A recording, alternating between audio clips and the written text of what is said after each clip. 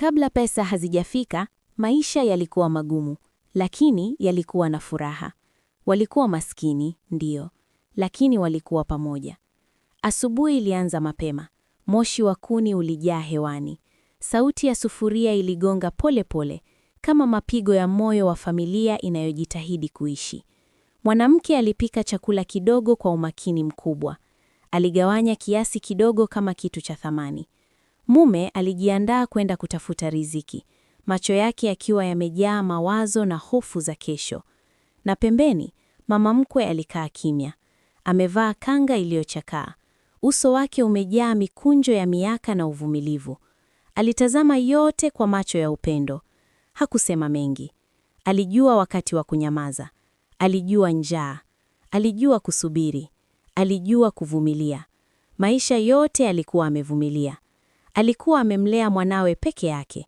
Aliwahi kulala njaa ili mtoto ale. Aliwahi kuuza mboga jua kali ili apate karo.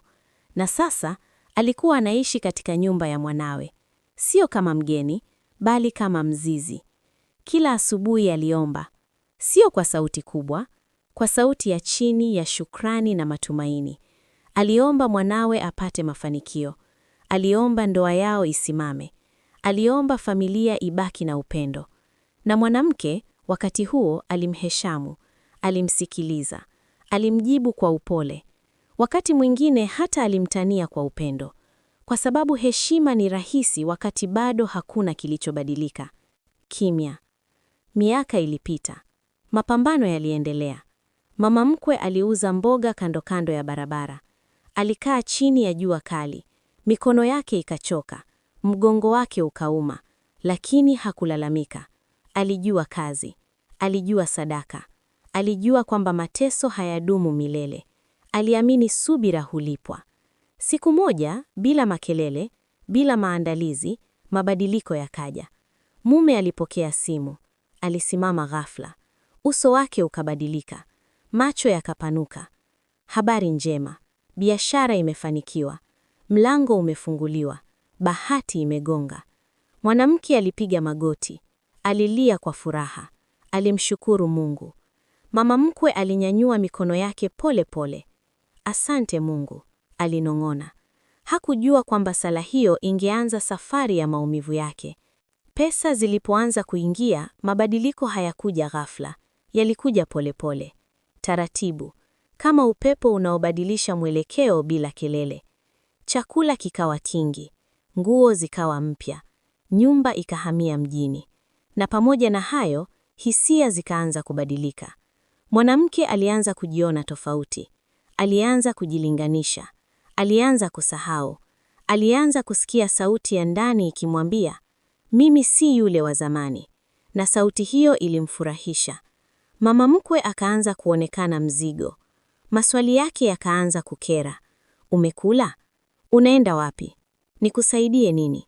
Maswali yale yale, lakini maana ikabadilika. Mwanamke akaanza kujibu kwa mkato. Sio kwa kupanga. Ilikuwa inatoka tu. Na kila ilipotoka iliacha jeraha dogo. Mume aliona, lakini hakusema. Na ukimya wake ukawa ruhusa. Mama mkwe akaanza kukaa chumbani zaidi. Akaanza kuzungumza kidogo. Akajifanya mdogo. Alijikunja ili apate nafasi ya kuishi. Utajiri ulipokuwa, heshima ilipungua.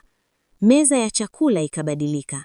Mwanamke na mume wakakaa sebuleni. Mama mkwe akaelekezwa jikoni. Hakuna shiba, alisema kwa sauti ya upole. Nimezoea, lakini ndani yake kitu kilivunjika. Sio kwa kelele, kwa kimya.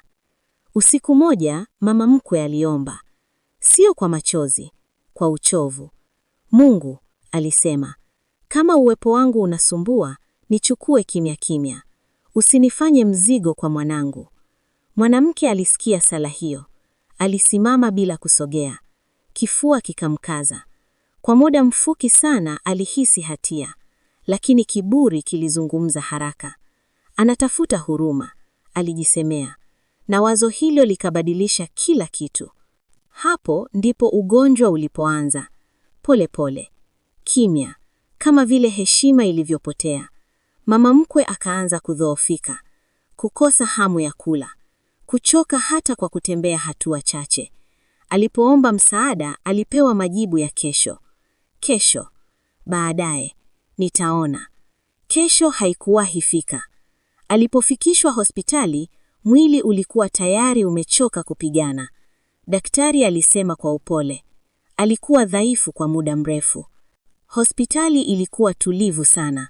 Sio tulivu kwa amani, bali tulivu kwa uzito. Mwanamke alikaa kwenye kiti cha plastiki, mikono yake ikiwa imekumbatiana. Macho yake yalikuwa wazi, lakini hakuona chochote. Alisikia sauti za mashine, hatua za ugunuzi, lakini yote yalikuwa mbali. Mume alisimama pembeni, uso wake umejaa hofu isiyosemeka. Daktari alitoka. Hakukimbia, hakuharakisha. Alitembea kwa utulivu unaoashiria jambo moja tu. Pole sana, alisema kwa sauti ya chini. Mama amefariki. Maneno hayo hayakupiga kelele, lakini yalivunja kitu ndani ya mwanamke. Alishika kifua chake, akavuta pumzi, lakini hewa haikutosha. Mama mkwe alikuwa ameondoka. Kimya, bila malalamiko, bila lawama. Kimya. Mazishi yalikuwa ya kawaida. Hakukuwa na fahari, hakukuwa na kelele, lakini kulikuwa na macho. Macho yaliyotazama, macho yaliyouliza maswali yasiyosemwa. Aliishi vipi? Alihudumiwa vipi?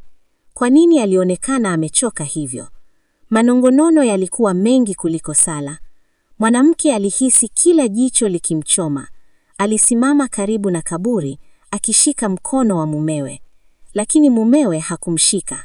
Uso wake ulikuwa mgumu. Ukimya wake ulikuwa mzito. Mama mkwe aliposhushwa kaburini, mwanamke alihisi kama sehemu yake imezama pamoja naye. Sio kwa sababu ya upendo, bali kwa sababu ya hatia. Kimya. Baada ya mazishi, nyumba ilibadilika. Ilibaki ile ile, lakini haikuwa ile ile. Selebuni palikuwa pana, lakini palikuwa baridi. Vyumba vilikuwa vingi, lakini vilikuwa tupu. Mwanamke alianza kusikia sauti usiku. Sio sauti za watu, sauti za kumbukumbu. Hatua polepole, kukohoa kwa mbali, sauti ikimuita kwa upole. Alijisemea ni mawazo, ni hatia, lakini hatia ina sauti yake. Mume alibadilika, alizungumza kidogo, alikaa mbali. Alikuwa kama mtu aliyepoteza kitu hakijulikani. Siku moja, bila hasira, bila kelele, alisema, mama yangu aliteseka. Maneno hayo yalikuwa kama kisu. Na mimi niliruhusu. Nilikuwa bizi kutafuta pesa, nikasahau kulinda. Alinyamaza kwa muda mrefu. Kama ningekuwa maskini leo, lakini mama yangu angekuwa hai, ningechagua umaskini. Mwanamke alilia. Sio kilio cha kuomba msamaha, bali kilio cha kuelewa. Kimya kirefu. Pesa hazikukaa. Kama ulivyokuja kimya, ndivyo ulivyoanza kuondoka. Biashara zikaanza kuyumba. Marafiki wakapotea. Simu zikaanza kukosa majibu. Nyumba kubwa ikabaki, lakini maana yake ikapotea. Mwanamke alianza kujiuliza maswali yaliyokuwa kiepwa. Kwa nini alibadilika? Kwa nini alisahau? Kwa nini alimnyima mama mkwe kitu rahisi kama heshima? Alikumbuka siku mama mkwe alipouza mboga jua kali. Alikumbuka sala zake za asubuhi. Alikumbuka sauti yake ya upole. Na ghafla aliona. Hakuwa adui. Hakuwa mzigo. Alikuwa baraka. Lakini baraka aliyodharau. Kimya. Miezi ilipita. Maisha yakarudi katika hali ya kawaida. Sio umaskini. Sio utajiri. Kati. Na hapo ndipo mwanamke alianza kubadilika. Alianza kutembelea wazee. Aliwasikiliza. Aliwahudumia bila kupiga picha, bila kusimulia watu. Alipika, alisafisha, alikaa kimya na kusikiliza hadithi zao. Hakutafuta kusamehewa. Alitafuta kurekebisha. Lakini baadhi ya makosa hayarekebishwi, yanabebwa.